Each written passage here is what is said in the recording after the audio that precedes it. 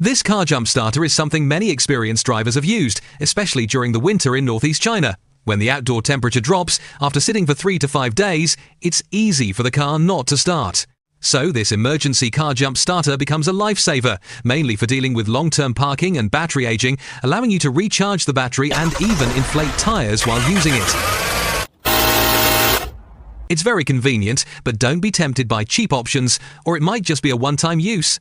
This expert used a jump starter all winter in temperatures as low as -25 or 6 degrees Celsius, and the power source was kept inside the car. It started up just fine in the morning.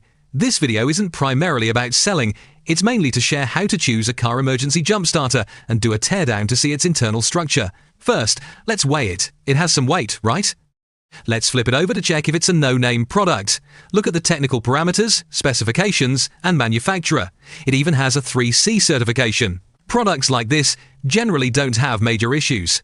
Next, let's take it apart and study it. Before we disassemble it, let's mark the points. If all goes well, there are 4 screws on the back. Look, this screwdriver matches the jump starter perfectly for those 4 screws.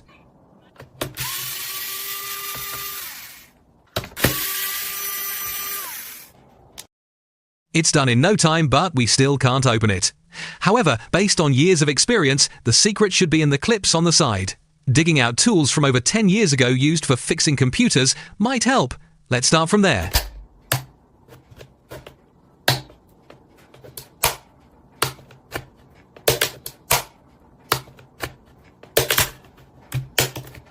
Wow, isn't this a bit too violent? Some parts fell off, but it seems to be just a clip, so it doesn't affect usage. Let's continue disassembling. After a bit of effort, I finally got it off, but it seems like a piece fell off. Remembering the last lesson, let's be careful this time. Still, some parts fell off. I don't know if it's because I'm too heavy-handed or if the temperature in the car is too low. Luckily this time, the pieces seem to be fewer. Let's take another look. Indeed, I found 2 hidden screws here. I guess after removing these screws, the cover should be able to open. Let's witness the miracle together. Okay. Look, it opened. Let's check the inside and see how it all works. At the bottom, this big package is the battery. The wire above is a temperature sensor. If the battery gets too hot, it will protect it. This whole battery section is glued together. The green board on top is the control board. Let's see if we can take it off. The small connectors can be pulled off easily. There's not much difficulty. I just press the power button. Let's see if there's any power left.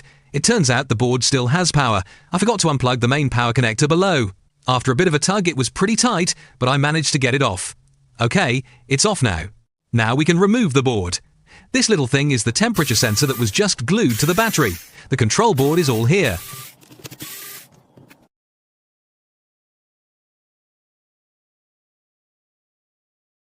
The main function is to manage charging and discharging. This lump at the bottom is quite large and the printing is very clear. It also has a 3C certification. The entire battery section is glued to prevent vibration and shock. Looking up, this connector is the battery balancing line that connects to the main board to prevent overcharging and over-discharging. The 175 socket connects directly to the battery without going through a protection board, as it needs to output a large current. If connected this way, we can also use this battery internal resistance tester to check the discharge capability of the battery cell. Luckily, I have one on hand, so let's test it. Theoretically, the smaller the internal resistance, the stronger the discharge capability. Let's measure the internal resistance of this cell. After measuring, its internal resistance is about 6.63 milliohms. I'm not sure how accurate this measurement is, but the internal resistance is indeed quite low. This cell should be pretty good. Now let's look up. Above is the air pump assembly, which has a large motor. There's a cooling fan at the back. Overall, it's quite compact. The air rod is relatively short, and most of the space is likely occupied by the battery. Now, let's check the details.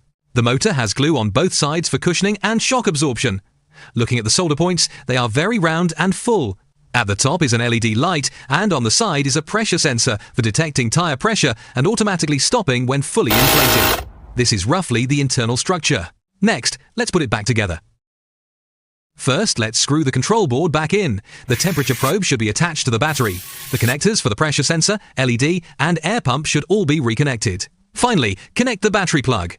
Since the connectors are designed to prevent incorrect insertion, there's no need to worry about how to plug them in. After powering it on, it started up by itself. Let's do a simple test of all functions. After confirming everything is fine, we can close it up. Okay, so far everything looks good. Luckily, I didn't break anything during disassembly, otherwise the cost of this video would be quite high.